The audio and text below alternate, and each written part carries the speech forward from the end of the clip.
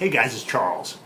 You know, so many of the people that come to my office tell me the reason they're obese, the reason that they're overweight, they don't feel good, they don't have energy, they don't have the relationship they want, they don't have the job they want, they've never really went after their career that they've dreamt of being a part of, is because they're depressed, they're down. Something happened to them when they were 5, 6, 7, 8, 15, 16 years old that's impacted the rest of their life, that's totally determined the trajectory that they've taken, and now they find themselves at 25, 30, 35, 40, 50, 55, 60 years old, living a life that's totally unfulfilling by their measures. And when we start to talk, oftentimes we find that the cause of their lack, the reason they're not feeling joy, they're not feeling happiness, they're not feeling the physical pleasure that comes along with reaching their goals and making their lives the way they wanted, isn't because of what happened, but rather the meaning, the interpretation they've given to what happened to them. They've taken something that really may be very traumatic, very tragic, very sad, and rather than ask themselves, how can I use this, or what could this mean that could further me along and get me closer to where I want to end up, they've let it paralyze them. You know, fear is something that once you get in the habit of tapping into it's well intended by God, by our Creator, to alert us to something as far as a threat or something we have to be aware of. But all too often, people get so locked into their nervous system that it drives them. In fact, it doesn't drive them anywhere, it actually stalls them. It shuts down their whole mechanism of change. And the reason is they get paralyzed by it. I mean, if you think about it in the jungle. The big lion roars when he sees some animal he'd like to eat, which causes that animal to stop in his tracks in fear, which allows for that lion to pounce on him and devour him. So what you've got to understand is, while fear has a purpose, its purpose is not to drive your life. Often people get hurt in the formative years of their life, and it sometimes is by people they trust. I just had a young man come who was molested by his father at a very, very young age. Now he's in his late 20s and he's over 400 pounds. He never really developed a sense of trust in others or a sense of trust in himself. And his way of coping and dealing was to isolate himself, to take control of situations by making everyone stay at a distance, by controlling rejection, if you would. Because this idea that his own father would be so hateful and take advantage of him at such a young age was something his young mind just couldn't even comprehend. And as much as we'd love to go out and get the people that had hurt us in the past, it's not going to make any difference to our future. They're going about their lives, whether or not we want to think about it or not, they're going to continue to be who they are. All you have to work with is what you've got, the gifts God's given you.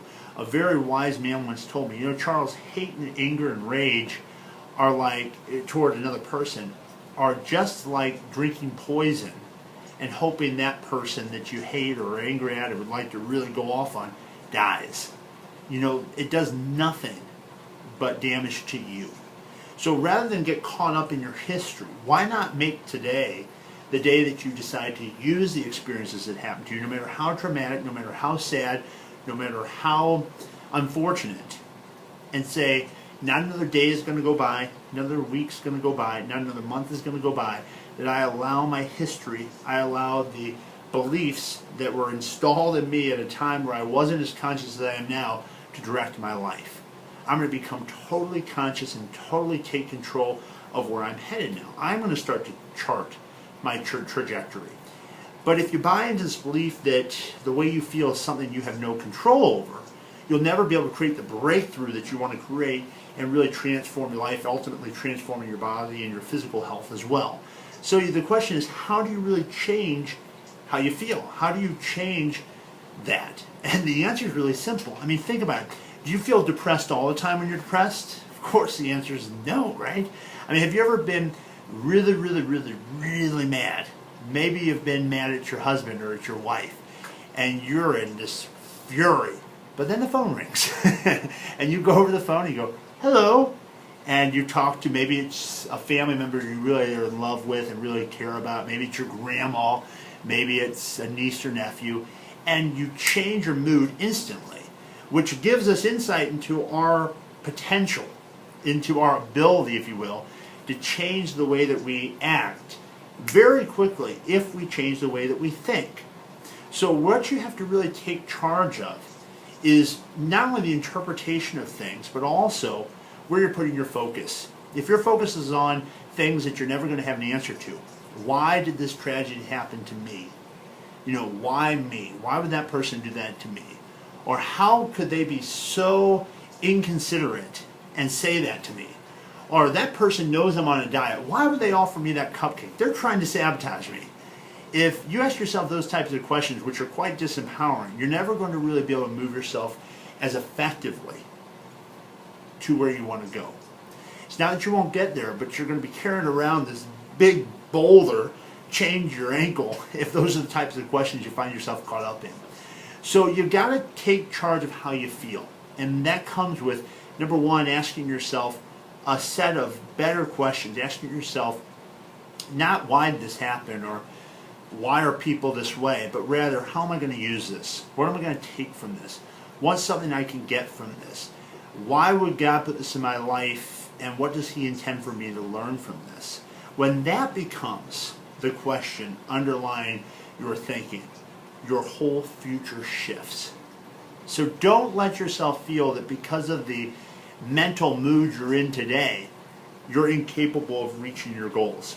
You can change your mood on a dime by changing where you are, your environment, by changing what you're thinking about, by changing the interpretations you're giving to things in your life, by starting to give to others. I mean, there's no better way to shift out of feeling bad. There's no other way I could think that's any more powerful than giving to someone who can never ever pay you back. And I'm not talking about financial necessarily. That's one way of helping people.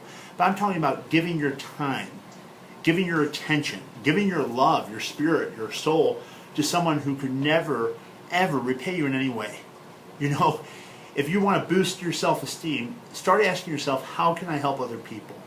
No matter if you're 100 pounds overweight, 200 pounds overweight, you're 35 pounds overweight, sometimes we get in this negative mood state when we get too caught up in ourselves, when we're thinking only about ourselves. And I think God intends for all of us to be of service in one way or another to other people. So when you shift your thinking to, how can I help other people? What difference can I make in the world? And you get out of this idea of, why is this happening to me?